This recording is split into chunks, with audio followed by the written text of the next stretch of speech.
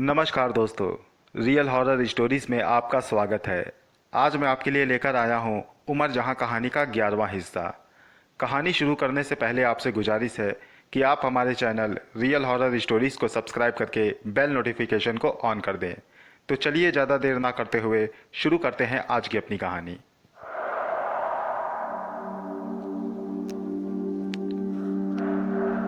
अनवर अली रजनी और उमर जहाँ के साथ रजनी के घर पहुँच गए। वे लोग तांगे से उतरे तो उमर जहां ने कहा, देखो, मैं जैसे ही उन लोगों को छुड़ा लूंगी तो तुम लोग तुरंत इस हिसार के अंदर आ जाना। इतना कहकर उमर जहां ने बाहर लकड़ी से एक हिसार खींच दिया। फिर वो पैर में दर्द का बहाना बना के अनवर अली और रजनी के सहारे अंदर जाने लगी। नूरी ने जैसे ही उमर जहां की कराहने की आवाज़ें सुनी तो उसे लगा कि आनंदी वहां आ गई है। वो बहुत खुश हुई। उसका इंतजार अब खत्म हो चुका था। अनवर अली उमर जहां को लेकर अंदर पहुंचे तो नूरी ने झट से दलवीर को छोड़ दिया। अनवर अली ने कहा, देखो, मैं आनंदी को ले आया। अब तुम रजनी के पिता और दलवीर को आज़ाद करो। इस पर नूरी ने जोरदार कहकहा लगाकर कहा, बेवकूफ़ो, तुम्हें क्या लगता है मैं तुम सबको छोड़ दूंगी? इस लड़की के साथ मैं तुम लोगों की रूह भी कब्ज करूंगी। इतना कहकर उसने झट से उमर जहां को दबोच लिया। उसने उसकी आंखों में आंखें डालकर कहा, तू मेरी वो शिकार है जिसके जरिए मैं शैतानी दुनिया में बादशाहियत हासिल करूंगी। तू पैदा ही मेरे लिए हुई है लड़की। इस पर उमर जहां ने कहा, हाँ, तेरे लिए ही पैदा हुई हूँ, क्योंकि मेरे ही हाथों तुझे नेस्तो नाबूद होना है। इतना सुनकर नूरी हैरत में पड़ गई। उसने अचानक अपने आप को जकड़ा हुआ महसूस किया। उसके जिस्म में आग सी तपन होने लगी। वो चिल्ला उठी। उमर जहां ने सबको इशारा किया तो सब लोग रजनी के पिता को लेकर बाहर के हिसार में खड़े हो गए। अब अंदर सिर्फ नूरी और उमर जहां थी। नूरी समझ चुकी थी कि वो आनंदी नहीं बल्कि अनवर अली के साथ की वो लड़की है जिसे उसने पहले देखा था। नूरी ने पूरी ताकत लगाकर उमर जहां को झटका दिया, जिससे उमर जहां थोड़ा दूर जाकर गिरी। लेकिन पलक झपकते ही वो संभल गई और अपने पैरों पर दोबारा खड़ी हो गई। नूरी बोली, तुम सब ने मेरे साथ धोखा किया है। मैं तुम सबको मौत के घाट उतार दूंगी। इतना कहकर वो उमर जहां पर टूट पड़ी। दोनों में घमासान सी लड़ाई छिड़ गई। दोनों के टकराव ने बिजली की सी कड़कने की आवाज़ें शुरू कर दी। कभी आग के शोले तो कभी आसमानी बिजलियां, कभी तेज आंधी तो कभी दोजख की शैतानों की सी आवाज़। ये सब कुछ उस घर के अंदर महसूस हो रहा था। नूरी आग उगलते हुए उमर जहां की तरफ बढ़ी। उमर जहां ने नूरी पर आग के गोलों की बारिश करवा दी। फिर नूरी ने अपनी आंखों से पुरस्कार सांप निकाले। वो सांप उमर जहां को काटने को दौड़े, लेकिन उमर जहां का कुछ बिगाड़ ना सके। फिर नूरी ने एक शैतानी हथियार नपुतार किया और उमर जहां पर उसे चलाया। इससे उमर जहां को तेज झटका लगा, लेकिन कुछ पल में उसने खुद को संभाला। फिर उमर जहां ने अपनी आंखों से आग के शोले बरसाने शुरू कर दिए, लेकिन नूरी को कुछ ना हुआ। तो उमर जहां ने मन ही मन कुछ पढ़कर नूरी पर फूंका तो वो बुरी तरह से चीख उठी और उसका शरीर जल उठा। उसके शरीर से निकलने वाली आग की लपटें रजनी के मकान के बाहर की तरफ लहराने लगी। लेकिन फिर नूरी ने उस आग पर काबू पा लिया। फिर दोनों ने अपने अपने हाथों में पुरस्कार हथियार लेकर लड़ाइयाँ शुरू कर दी। कभी नूरी उमर जहां पर भारी पड़ती तो कभी उमर जहां नूरी पर भारी पड़ती। इस लड़ाई के दौरान उमर जहां को काफ़ी चोटें आई, जो नूरी ने शैतानी हथियारों से उमर जहां को पहुंचाई थी। लेकिन उमर जहां डट कर मुकाबला करती रही। जब नूरी ने अपने सारे पैतरे नाकाम होते देखे तो उसने उमर जहां को जकड़ लिया और शैतानी मंत्र उसके कानों में बोलने लगी। इससे उमर जहां को तकलीफ़ होने लगी। वो बुरी तरह से चीख पड़ी। फिर उमर जहां ने अल्लाह का पाक कलाम पढ़कर नूरी को दूर झटक दिया। फिर उसने अल्लाह को याद करके आग के गोले नूरी पर बरसाने शुरू कर दिए, जिससे नूरी काफ़ी घायल हो गई। फिर उमर जहां ने नूरी को जकड़कर अपनी पुरस्कार ताकतों से उसे मारने की कोशिश करने लगी। नूरी तड़प उठी। वो उमर जहां की गिरफ्त से दूर जाकर गिरी। उमर जहां ने एक आग का दायरा नूरी के चारों ओर खींच दिया, जिससे नूरी खौफनाक लहजे में चीखने लगी। उसकी ताकतें खत्म होने लगी थीं। उमर जहां दायरे के बाहर रहकर कुछ पढ़ने लगी, जिससे नूरी के मुंह से हजारों लोगों की एक साथ चीखने की आवाज़ें निकली। ये आवाज़ें उन रूहों की थी जो नूरी ने अपने कब्जे में कर रखी थी। धीरे धीरे नूरी का जिस्म जलने लगा। देखते ही देखते वो हड्डियों का ढांचा बन गई और उस आग ने नूरी के हड्डियों के ढांचे को भी राख कर दिया। उसके राख होते ही उसमें से हजारों रूहें बाहर निकलने लगीं और उमर जहां को शुक्रिया अदा करते हुए एक एक करते हवा में गायब होने लगी। वो रूहें नूरी की गिरफ्त से आज़ाद हो चुकी थीं। अब सब लोग हिसार से बाहर आ गए। उमर जहां ने सबको बताया कि नूरी अब खत्म हो चुकी है। वो अब किसी को परेशान नहीं करेगी। असल में तो वो अपने ही शरीर में बदरूह बनकर रह गई थी। उसका आखिरी क्रिया काम नहीं हो पाया था। अब उसका शरीर जल गया है, इसलिए दफन नहीं किया जा सकता उसको, लेकिन उसके नाम से जो कुछ भी किया जा सके आप लोग कर दीजिए। वो पति की वजह से बदरूह बनी है। अगर उसका पति उसे कफन दफन करवा देता तो वो आज बदरूह ना बनती, लेकिन इसके पति ने इसको शैतानी तांत्रिक के हवाले करके इसे एक बदरूह बना दिया था। इस पर अनवर अली ने कहा, हम सब दुआ करेंगे कि नूरी की रूह को शांति मिले। उमर जहां ने कहा, ठीक है, अब मैं यहाँ से चलती हूँ। जाने से पहले बस इतना कहना चाहूँगी कि ये सब जो कुछ भी हुआ उसका जिक्र आप लोग बाहर किसी से भी मत करना।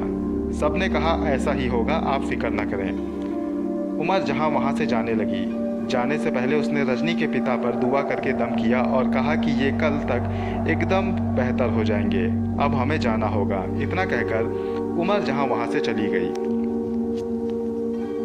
इधर अनवर अली के घर में उनकी बहू ने देखा कि रसोई में चावल उबल रहे हैं, लेकिन उमर जहां वहाँ नहीं है। तो उसने उमर जहां को आवाज़ें लगाई। जब उमर जहां का कोई जवाब न आया तो वो उसे ढूंढने लगी। उमर जहां धुआं की तरह छत पर नपुतार हुई। उसने देखा कि शक्रुनिसा उसे ढूंढ रही है। तो उमर जहां छत से कुछ कपड़े उतार कर नीचे ले आई। शक्रुनिसा ने उसे देखकर हैरान होकर पूछा, तुम कहाँ चली गई थी उमर जहां? इस पर उमर जहां ने जवाब दिया, कहीं नहीं, मैं तो बस छत पर कपड़े उतारने गई थी। शक्रुनिसा मन ही मन ये सोचने लगी कि अभी तो मैं भी छत पर इसे ढूंढने के लिए गई थी, लेकिन वो वहाँ दिखी नहीं। उमर जहां ने कहा, क्या कोई काम था आपको? इस पर शक्रुनिसा ने कहा, नहीं, बस यूं ही मैंने तुमको देखा नहीं तो तुम्हें ढूंढने लगी। इतना कहकर वो वहाँ से चली गई। लेकिन उमर जहां समझ चुकी थी कि शक्रुनिसा उस पर शक कर रही है। शक्रुनिसा ने ये बात रज़िया को बताई तो रज़िया ने उमर जहां पर नज़रें रखने की ठानी। वो दोनों रोज़ उमर जहां पर नज़रें रखने लगी। इस बात को 2-3 दिन बीत गए। 2-3 दिन के बाद अनवर अली भी घर आ चुके थे। उसी दिन शाम को एकांत पाकर उमर जहां ने अनवर अली के पास गई। उसने अनवर अली से शक्रुनिसा की बात बताई कि वो उस पर शक कर रही है। इस पर अनवर अली ने कहा, तुम्हें हर काम सावधानी से करना होगा बेटा, इन सब को तुम्हारे जिन होने का पता न पाए। इस पर उमर जहां ने कहा, मैं भी यही चाहती हूँ, इसलिए मैंने एक चीज़ करने की सोची है। अनवर अली बोले, कौन सी चीज़? उमर जहां ने कहा, मेरी अम्मी ने मुझे ढेर सारे अमल बताए थे जिनको पढ़कर मुझ में और भी ज़्यादा सलाहियतें आ जाएंगी। इससे मैं आपकी और हर ज़रूरतमंद इंसान की मदद कर सकूंगी। अनवर अली बोले, लेकिन ये तुम करोगी कहाँ? उमर जहां बोली, मैंने वो जगह ढूंढ ली है जहां मुझे ये करना है। वो जगह आपके घर के पीछे के हिस्से में बने हुए कुएं में है। अनवर अली हैरान होकर बोले, कुएं में? उमर जहां ने कहा, हाँ, कुएं में। शायद आपको पता नहीं है कि कुएं से होते हुए एक सुरंग जाती है जिसके नीचे किसी पुराने राजा का महल दफन है। मैं उसी महल में जाकर रात को ये अमल करूंगी। अनवर अली बोले, उमर जहां तुम जो कुछ भी करना चाहो करो, लेकिन इस बात का ख्याल रखना कि तुम्हारे जिन होने का राज किसी को पता ना चल सके, कोई इन सब चीज़ों को जान ना सके। उमर जहाँ ने कहा, मैं पूरी कोशिश करूँगी, लेकिन बस इसमें एक उसूल है। कैसा उसूल? अनवर अली ने हैरानी से पूछा। उसूल ये है कि कल के वक्त मुझे वहाँ से कहीं जाना नहीं होगा जब तक कि मैं अमल पूरा न कर लूँ। ये अमल पूरी रात चलेगा। अमल पूरा होने के बाद ही मैं वापस यहाँ आ सकूँगी। इसके बीच मैं आपकी और किसी की भी कोई मदद ना कर सकूँगी। ये जिन्नाती अमल है, इसमें उसूल बहुत ज़रूरी है। अनवर अली सोच में डूब गए। उन्होंने कहा, क्या ये अमल करना ज़रूरी है तुम्हें? मेरा मतलब, तुम इंसान और जिन्न दोनों हो, दोनों की खूबियाँ हैं, दोनों की ताकतें हैं तुम में, फिर तुम्हें ये अमल करने की क्या ज़रूरत? इस पर उमर जहाँ ने कहा, बेशक मुझ में जिन्नाती ताकतें हैं, लेकिन मैं अपनी माँ की तरह और भी ताकतें हासिल करूँगी, क्योंकि क्या खबर आगे चल के मुझे किस शैतान से सामना करना पड़े और वो शैतान कितना ताकतवर हो। नूरी से लड़कर मुझे अंदाज़ा हुआ कि मुझ में और भी ज़्यादा सलाहियतें होनी चाहिए। अनवर अली ने कहा, तुम्हारा ये अमल कितने दिनों तक चलेगा? इस पर उमर जहाँ ने कहा, ये अमल 7 से 8 साल चलेगा।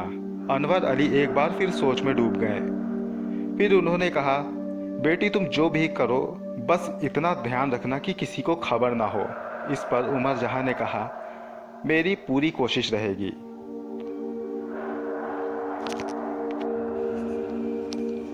उमर जहाँ अब अमल करने का फैसला कर चुकी थी।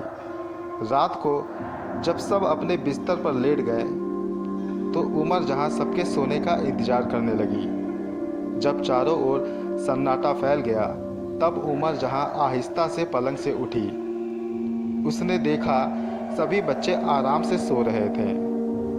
वो अपने बिस्तर से धुआं बनकर खिड़की के रास्ते से बाहर आ गई। उसने रजिया और शक्नुनिसा के कमरे में बारी बारी से जाकर देखा तो सबको सोता हुआ पाया। वो ये इत्मीनान करना चाहती थी कि दोनों लोग अपने ही कमरे में हों, क्योंकि वो दोनों रोज उमर जहाँ को देखने आती थी। जब उमर जहाँ ने सबको सोता पाया तो वो वहाँ से चली गई, लेकिन शक्नुनिसा और रजिया सोने के बजाय सोने का नाटक कर रही थी। उमर जहाँ उनके इस नाटक को समझ न पाई। अब वो धुआं बनकर धीरे धीरे पीछे के कुएं तक पहुँच गई और नीचे उतरने लगी। इधर रजिया दबे पांव अपने पलंग से उठी और आहिस्ता से कमरे का दरवाज़ा खोलकर बाहर निकल आई। शक्नुनिसा भी चुपचाप कमरे से बाहर आ गई। वो लोग दबे पांव उमर जहाँ के कमरे की ओर बढ़ी। वहाँ पहुँचकर उन्होंने आहिस्ता से उसकी खिड़की से झांका तो उमर जहाँ को वहाँ ना पाकर दोनों हैरत में पड़ गईं। दोस्तों, ये कहानी जारी है। इस कहानी का अगला भाग मैं जल्द आपके पास लेकर आऊँगा। कहानी आपको कैसी लग रही है हमें कमेंट बॉक्स में लिखकर ज़रूर बताएं। मिलता हूँ अगली बार इसी कहानी की अगली कड़ी के साथ। तब तक के लिए गुड बाय।